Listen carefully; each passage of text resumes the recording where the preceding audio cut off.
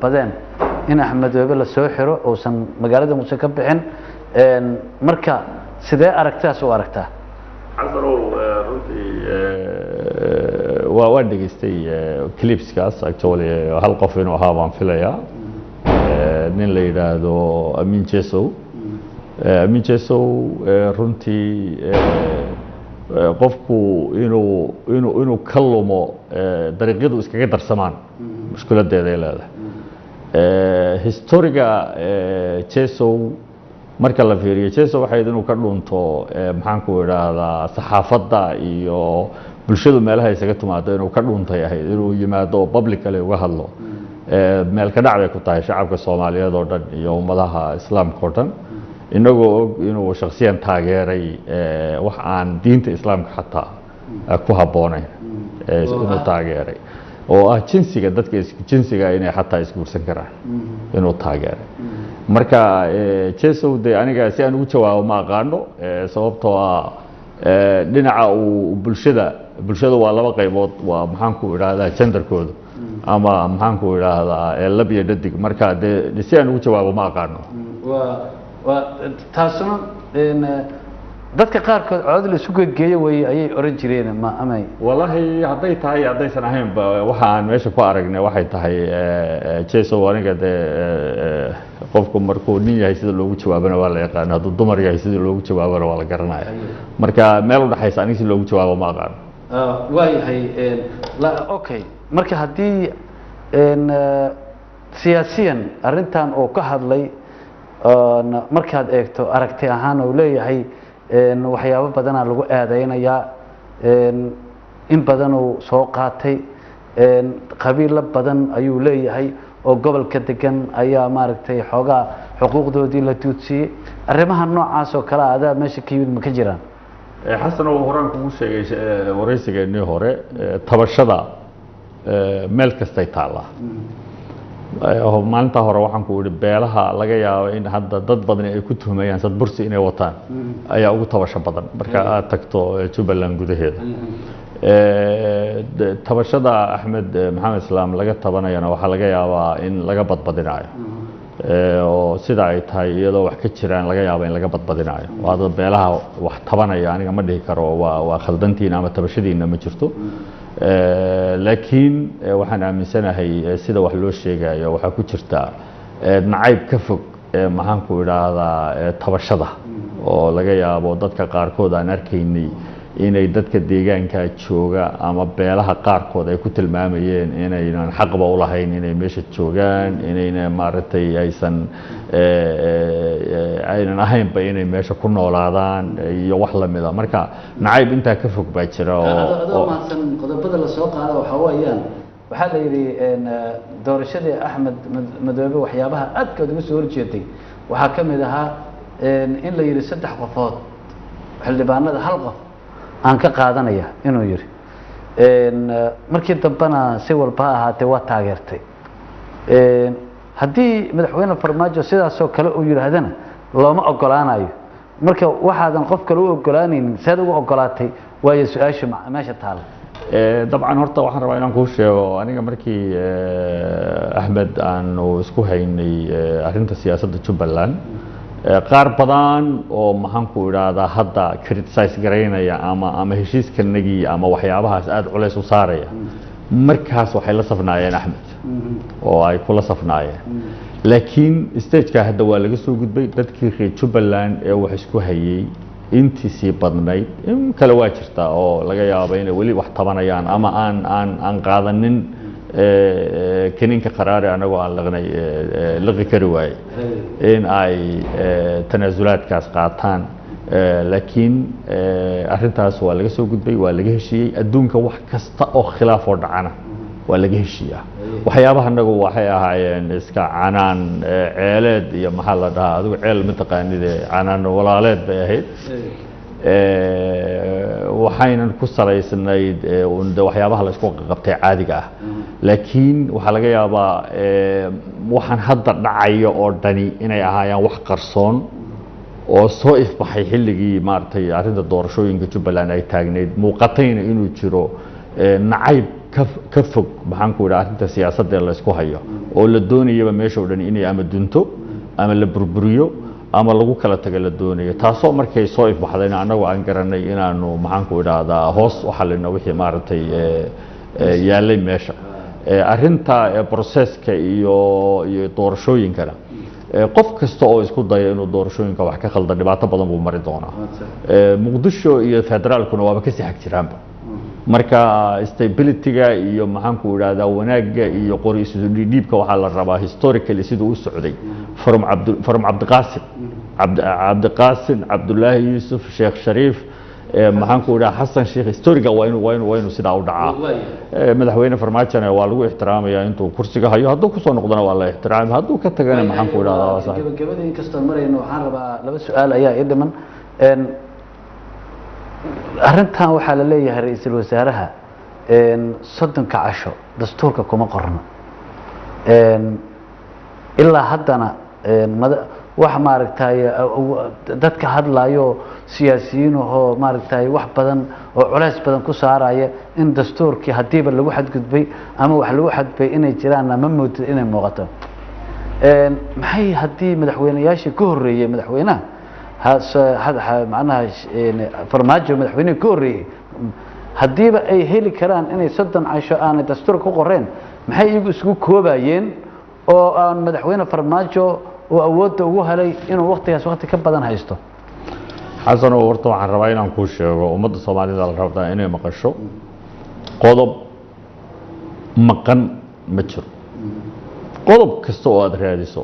dastuuriyan uu yaallaa Soomaaliya because Soomaaliya maanta ma dhalan shalay ma dhalan dastuurkan ku meel gaarka kama bilaaban charterkii ka horeeyay bagaati kuma ahayn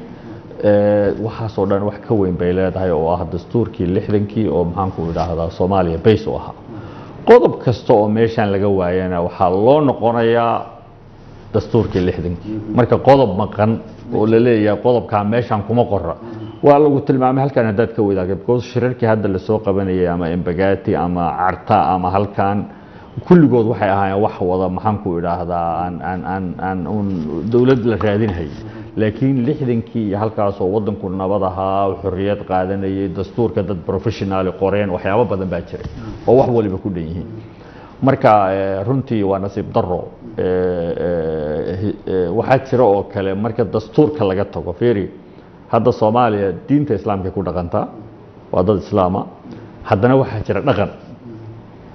qodob dhaqana oo wax laga yaabaa dadku ay u aaminsan yihiin inuu diin noqday oo kale example dhaqanka in la ilaaliyo qof qodob dhaqanka hadaad ku xadgudubto dadka Soomaaliyeed serious meel adag bay istaagayaan marka qodobkan ah prime ministerka in 30 cisho lagu magacaabo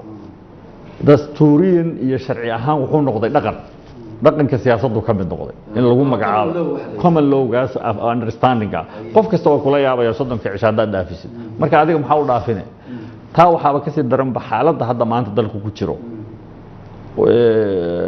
ra'iisul wasaaraha waa laga qaaday xilka sida looga qaaday xilligeeda laga hadli karaa hadii oo u baahan in laga hadlo waa laga qaaday laakiin xilligan maanta la joogo wadanku 30 cisho ma qaadi karaa prime minister laan inuu ahaado waa su'aal la isweydiin karo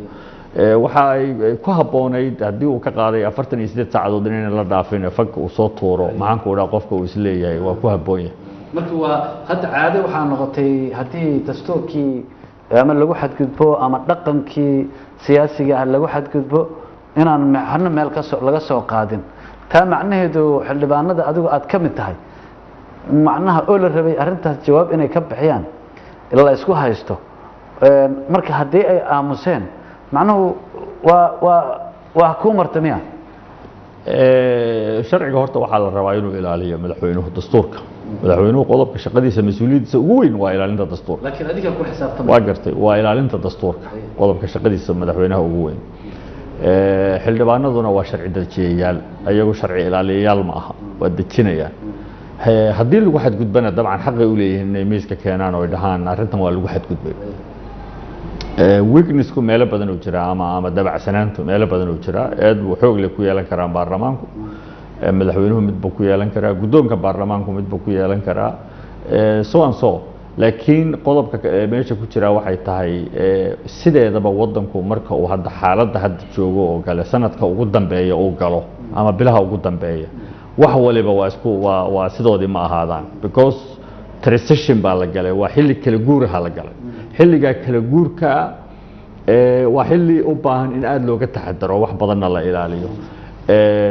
baarlamaanku hadda maxaan ku idhaahdaa inay madaxweyne farmaajo ku qayliyaan oo ku buuqaan waa caqabaday noqonaysaa waxaa laga yaabaa processkan soconaya hadda in doorasho lagu gaadha dadku inay ay wada tixgelinayaan oo ay leeyihiin let's see bal aan eegno maanta sida doorasho lagu aadi karayo oo aanay hadda doorashada ka weyn hadda prime minister kastoo la magacaabo iyo cid kasta oo la keenaa waxaa dadka kala priority badan wadanku waa inuu doorasho aada oo system cusub la aado waxaan rabaa laakiin waxaa lagama maarmaana prime ministerka positionkiisa in la buuxiyo because ama power sharing ha noqoto ama systemka maxaan ku idhahdaa wadanka ha noqoto ama wadanka xukuumad baa hogaamisa oo fulintii ah amniga iyo dhaqaalaha iyo siyaasadaba waxaa mas-uul ka ah waayahay maalmo dhoweed baarlamaanka 13 matalaada gobolka banaadir ayuu sameeyey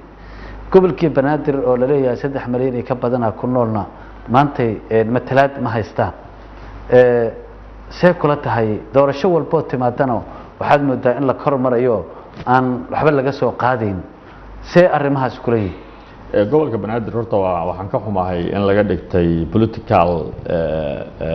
strategy ama political steps lagu dhaqaaqo qofkii rabo inuu xoogaa dhaqdhaqaaqaba inuu gobolka banaadir yiraahdo laakiin none of ama kuwa hadda 13 soo qoray ama kuwii ka horeeyay ama kuwa hadda waxay leeyahay hal qof oo gobolka banaadir in wax la siiyo u diyaarsan ama ka shaqeynaya ma jiro at all shacabka gobolka banaadir inay maqlaan waa laga maarmaan wala madaxweyne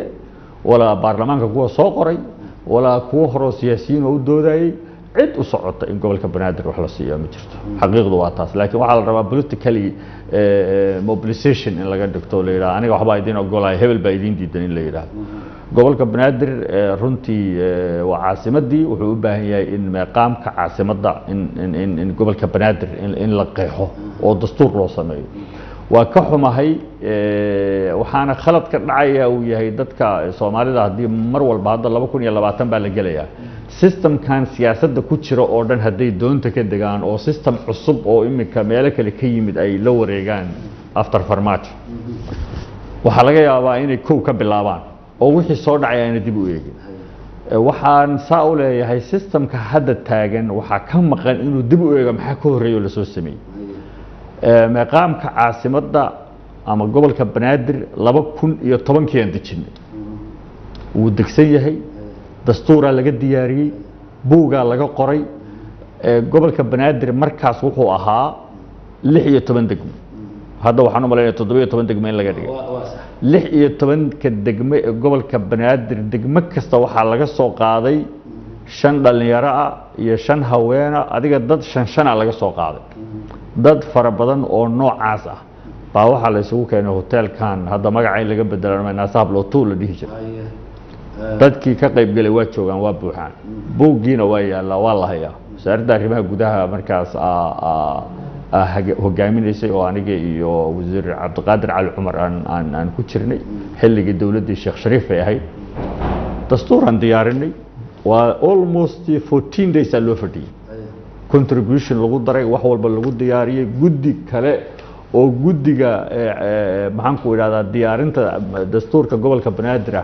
baan diyaarinay guddiga kale ee dastuurkii Soomaaliya qorayay oo professor Jawaari markaa hogaaminayay aan parallel kala dhignay in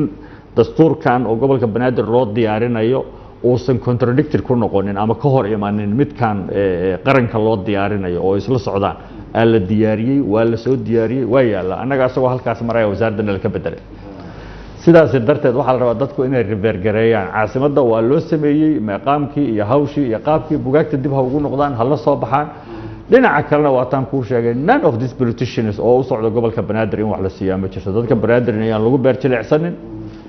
dad kalena ayaan laga dhigin inay wax u diidan yihiin laakiin gobolka 13 waxa ka horeysa in maqaam loo sameeyo ta 13 waxay ahayd political maxaa la yiraahdaa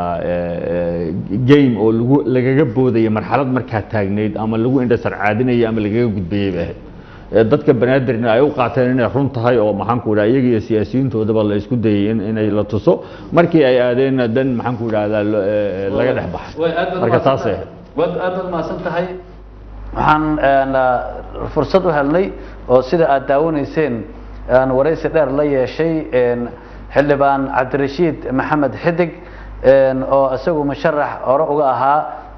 dowlad goboleedka Jubbaland hadda doorashadii ugu dambeysay Axmed Maxamed Islaam